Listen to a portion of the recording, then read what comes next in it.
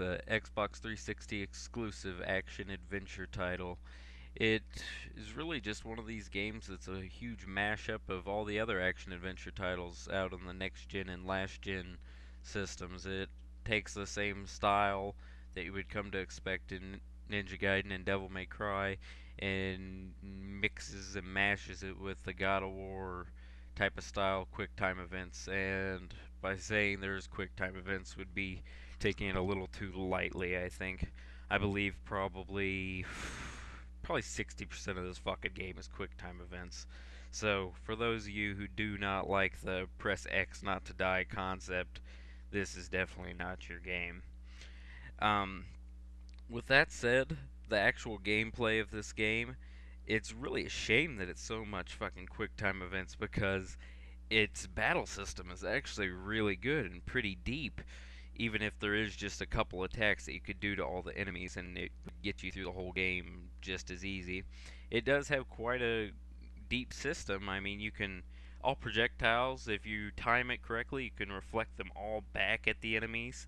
There's a full-fledged blocking system, and there's a ton of deep combo variations that you can get as you upgrade your weapons and such. And it's really kind of a shame that there's really not that much fighting in this game. It's so many quick time events, and well, with all these quick time events, there's also a ton of boss fights. There's probably 2 to 3 boss fights every stage of this game, which I normally would not complain. I love boss fights, but they just kind of do an overkill on this, and especially whenever you rarely fight the actual boss. It's mostly just quick time events between them. But in their own credit, all the quick time events look very, very good whenever they're in action, and there's really not too much of a penalty for failing a quick time event, so all it'll do is rewind a couple seconds and just let you retry over. So it's not too bad.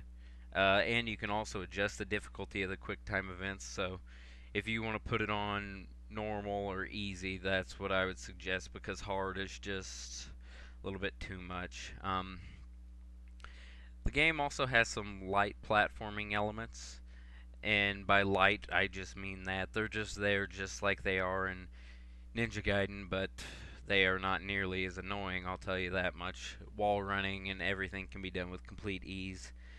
Now, the game has a huge major sense of style. It's not too uncommon to see yourself running down a skyscraper, slashing enemies as you go, and to its credit, it does all of this very well. It keeps the style going, it keeps the action going, and overall remains looking like you're the uber badass that you're meant to be in this game.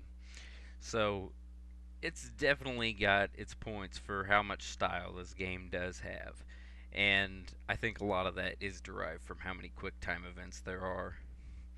Um, in the graphics department, as you can see, there's nothing really amazing here. It's all the cutscenes and all these quick time events are all done with the in-game engine, which is kind of impressive for actually what's going on. It's a big kind of throwback to the God of War series, I believe, and how much they accomplished with just the in-game engine. And it all looks it all looks pretty good. Everything animates really well, so no complaints. Just don't be expecting top class graphical quality like you would get out of God of War or Devil May Cry or Ninja Gaiden. So, um, the audio, it's mostly just a whole bunch of sword clashing and a whole bunch of explosions going off. There's really nothing too amazing here. The music's okay, but very forgettable. Um, I really wouldn't say anything more about it than that. Now the story is laughably bad. The story you take place is a random special ops ninja called Kin, of all names, and pretty much he's just going to Tokyo to save Tokyo from this infestation of this viral outbreak that is turning all the humans into these huge creatures Like, as you can see, a fucking human turns into a gigantic, 100-foot spider. So, story's not its best element, that's for sure. And it's there's some betrayal between Ken's father and one of his friends, and really more an excuse for you to not give a shit. Um, I really didn't even care the whole time I was watching it. Um, there were times the voice acting got so bad that I just wanted to hit the skip button, but for the sake of this review, I didn't. Um, the story's just it's pretty terrible. If you're into laughing at your stories, then this is a great game to do that. Um, the the game really isn't that hard. I played it on normal difficulty my first time through. I really didn't struggle too much. Sometimes it takes a little while to figure out how to beat some of the bosses, but that's about it. There's not really that many annoying portions. You will get a couple cheap deaths here and there, but overall it remains pretty easy, and I think that's due to how many quick time events there are. It's kind of hard to fail.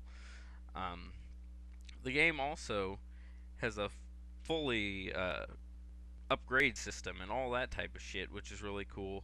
Oh shit, and I forgot to mention, the game has a lot of different stuff to break up the variations, including fucking rail shooter moments, which it looks fine, it controls okay. It feels really out of place for the type of game that it is.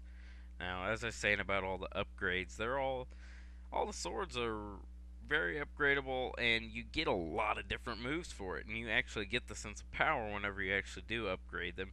So it is rewarding enough, but once you find a sword that you like, you'll just stick to it. And your ninjutsu is fully upgradable too.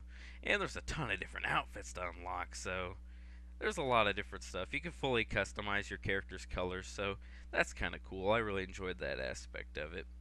Um, there's a couple different difficulty levels, so if you do enjoy this game, you will go back for more to play it. It's not a very long game, it's only about 6.5 hours long, and there's some different unlockables you can get, but other than that, it's really just a game thrown in here for fans of the action adventure genre. And I'm just gonna have to say, only recommend this game for people who are in love with the action adventure genre. And for people who don't like the press X not to die technique, please stay away from this game. Because, as I said, about 70% of it is quick time events. Anyways, I'm gonna go ahead and give Ninja Blade about a 7 out of 10. I did enjoy the game, and I do plan on playing through it again, but it isn't for everybody. Anyways, hope you enjoyed. Thanks.